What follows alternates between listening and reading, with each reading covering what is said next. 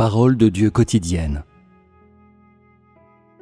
Ne rate pas la possibilité de connaître la souveraineté du Créateur.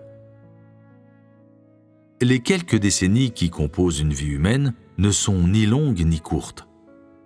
Les 20 et quelques années entre la naissance et le passage à l'âge adulte ne se font qu'en un clin d'œil. Et bien qu'à ce point, dans la vie, une personne soit considérée comme une adulte, les gens de ce groupe d'âge ne savent presque rien sur la vie humaine et le destin humain.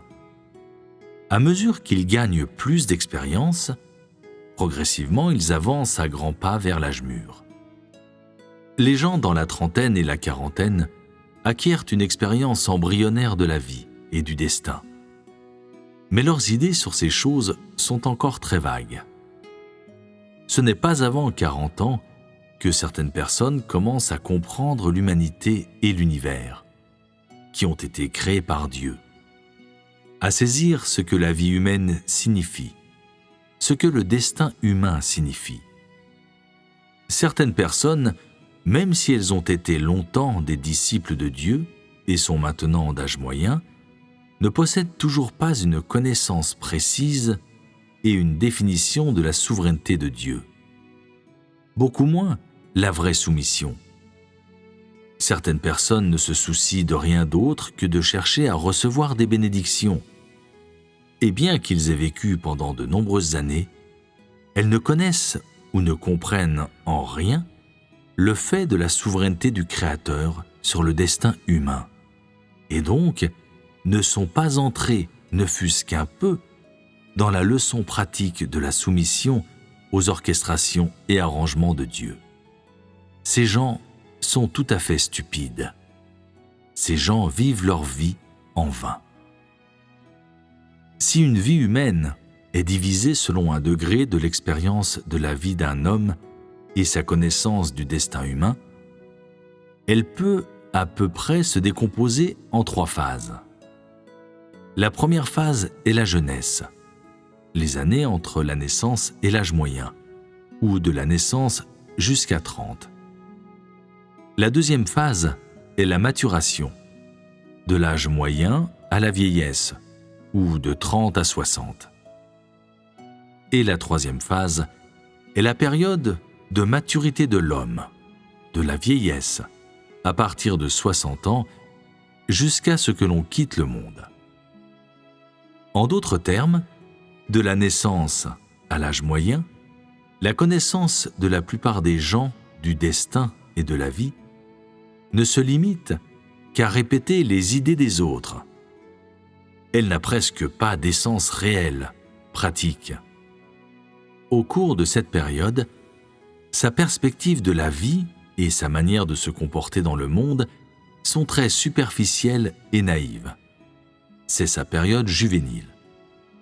Ce n'est que lorsque l'on a goûté toutes les joies et les peines de la vie que l'on peut gagner une réelle compréhension du destin, que l'on parvient graduellement, dans son subconscient, au plus profond de son cœur, à apprécier l'irréversibilité du destin et à réaliser peu à peu que la souveraineté du Créateur sur le destin humain existe vraiment. C'est sa période de maturation. Quand on a cessé de lutter contre le destin, et quand on n'est plus disposé à s'embarquer dans des luttes, mais qu'on connaît son destin, on se soumet à la volonté du ciel. On inventorie ses propres réalisations et erreurs dans la vie, et on attend le jugement du Créateur sur sa vie. C'est sa période de maturité. Compte tenu des différents types d'expériences et de gains que les gens obtiennent au cours de ces 3 périodes, dans des circonstances normales, sa fenêtre d'opportunité pour connaître la souveraineté du Créateur n'est pas très grande. Si l'on vit jusqu'à 60 ans, on a seulement une trentaine d'années ou plus pour connaître la souveraineté de Dieu. Si l'on veut une plus longue période de temps, ce n'est possible que si sa vie est assez longue, si l'on est capable de vivre un siècle.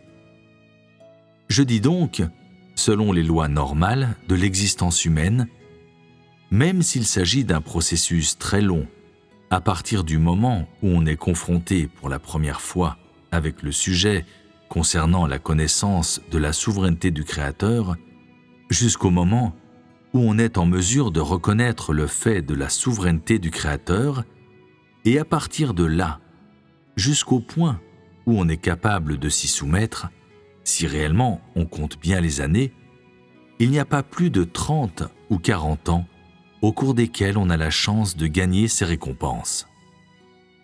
Et souvent les gens se laissent emporter par leurs désirs et leurs ambitions de recevoir des bénédictions.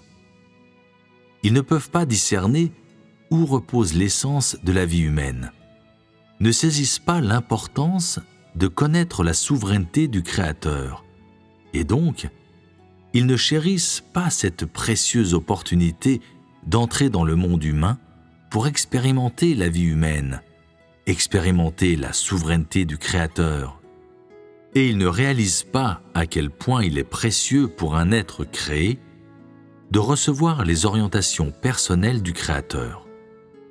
Je dis donc, ces gens qui souhaitent que l'œuvre de Dieu se termine rapidement, qui souhaitent que Dieu arrange la fin de l'humanité le plus tôt que possible, afin qu'ils puissent immédiatement voir sa personne réelle et être aussitôt bénis, sont coupables de la pire espèce de désobéissance et sont extrêmement stupides. Et ceux qui désirent, pendant leur temps limité, saisir cette occasion unique de connaître la souveraineté du Créateur, sont sages et intelligents. Ces deux désirs différents exposent deux perspectives et poursuites très différentes. Ceux qui cherchent des bénédictions sont égoïstes et détestables.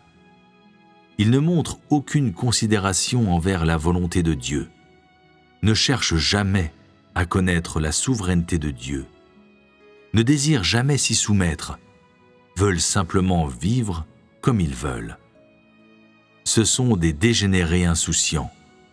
C'est la catégorie qui devrait être détruite. Ceux qui cherchent à connaître Dieu sont capables de mettre de côté leurs désirs, sont prêts à se soumettre à la souveraineté de Dieu et aux arrangements de Dieu. Ils essaient d'être le genre de gens qui sont soumis à l'autorité de Dieu et satisfont le désir de Dieu. Ces personnes vivent dans la lumière, vivent au milieu des bénédictions de Dieu. Elles seront sûrement couvertes d'éloges par Dieu. Quoi qu'il en soit, le choix humain n'est d'aucune utilité. Les humains n'ont rien à dire concernant la durée de temps de l'œuvre de Dieu. Il vaut mieux que les gens se soumettent au bon vouloir de Dieu, se soumettent à sa souveraineté. Si tu ne te soumets pas à son bon vouloir, que peux-tu faire? Dieu subira-t-il une perte? Si tu ne te soumets pas à son bon vouloir, si tu essaies de prendre les choses en main, tu fais un choix stupide, et tu es le seul qui subira finalement une perte.